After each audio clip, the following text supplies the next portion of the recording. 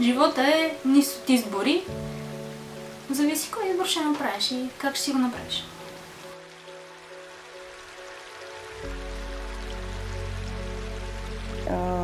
Желанието ми за женитба на 16 годишна възраст.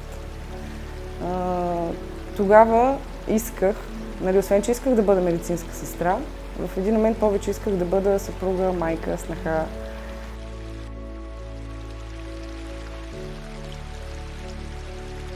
Аз тъкмо вече се оправям в Разград, ще се местя в София, ще уча, ще бъда студент и идва една част, трябва да се жени.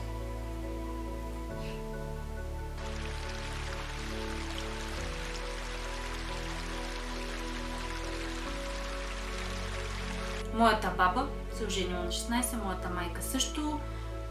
Всичките ми роднини са на по 16-17 се женили.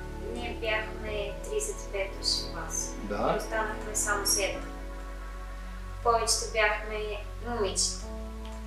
Омъжват се, приключват обучението си, не ходят на училище, стоят вкъщи, вършат битовите женски неща и живота за тях е само това.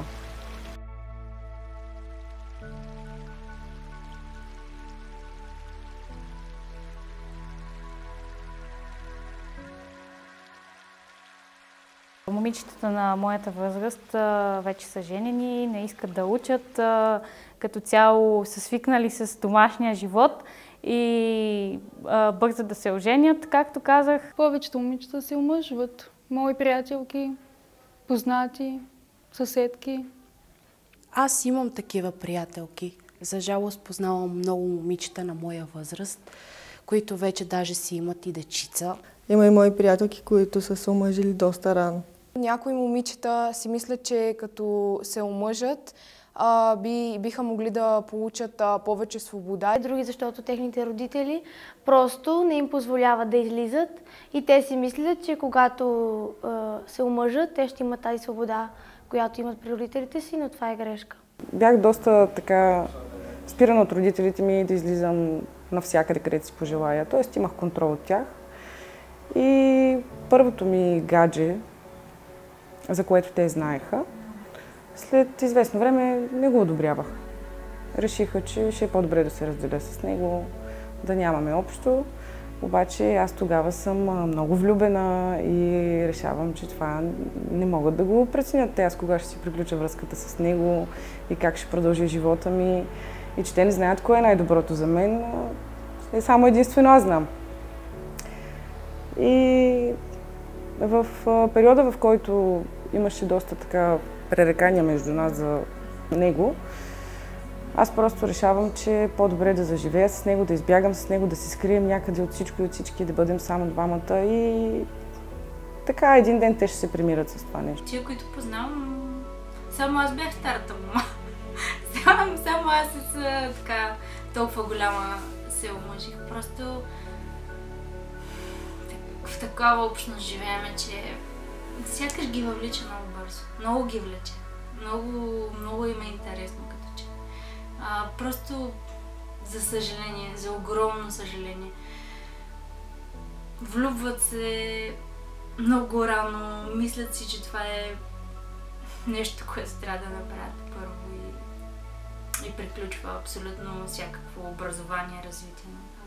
Баща ми е искал да ме мъжа, даже намирал хора, на които да ме даде. Но аз съм единствената от семейството, която му е казвала, че ще учи и че няма да се жени.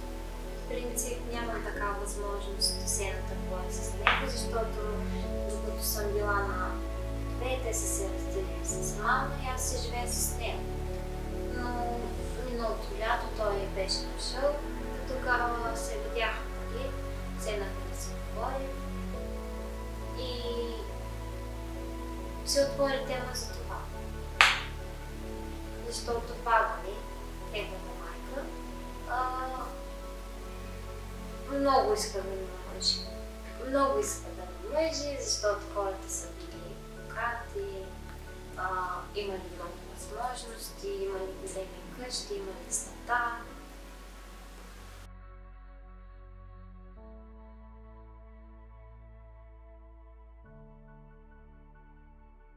Аз съм Яна Маринова, родена съм и живея в град София. Аз съм Антония Милчова Цветанова, от село Арчар, на 16 години съм.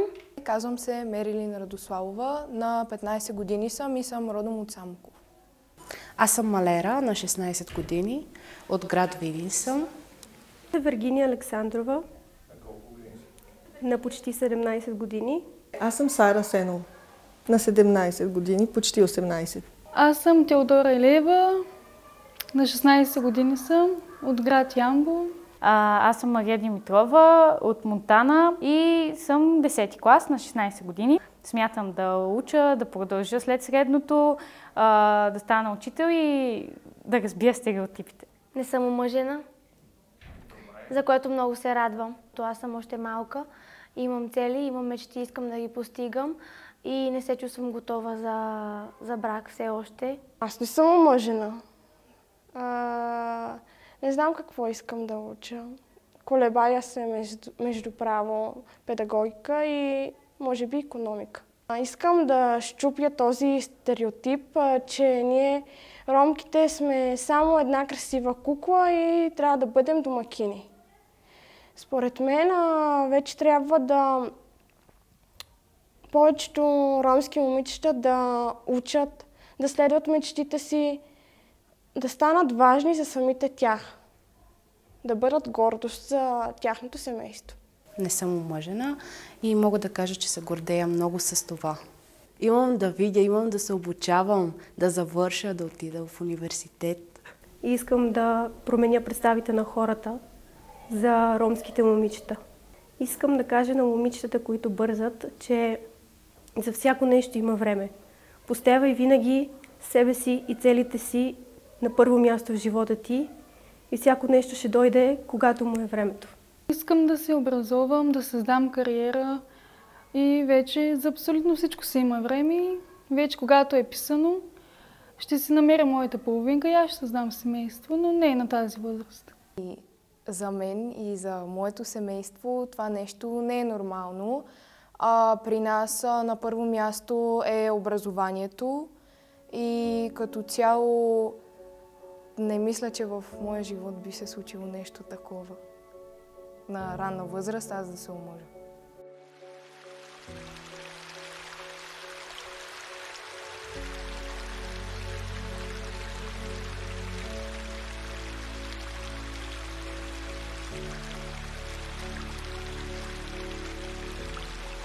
Казвам се Катя Христова, на 28 съм вече. Да. Майка на 2 деца.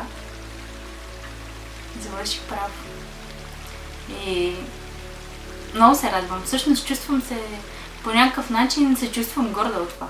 Казвам се Славка Андреева, първи курс студент в Медицински университет София. Казвам се Зорница Димитрова, на 21 години, от село Малрат, Врачанско. И би трябвало да си вземем някаква поука от това, че да се омъжиш на такава възраст не е най-правилното решение. Има неща, които трябва да изживеем, които трябва да ни се случат, просто за да, ако не друго, то поне опит да натрупаме, уроци да научим и тогава вече, като големи зрели хора, знаещи какво правят, да вземем такова решение. Искайте. Момичетата могат колкото и момчетата. И ромите могат колкото и останалите. Можем. Това, че сме момичета, не пречи. Това, че сме роми, също не пречи. Искайте да сте различни. Не дейте да се опитвате да се вмъкнете в шаблона, който са ви начертали. Буквално.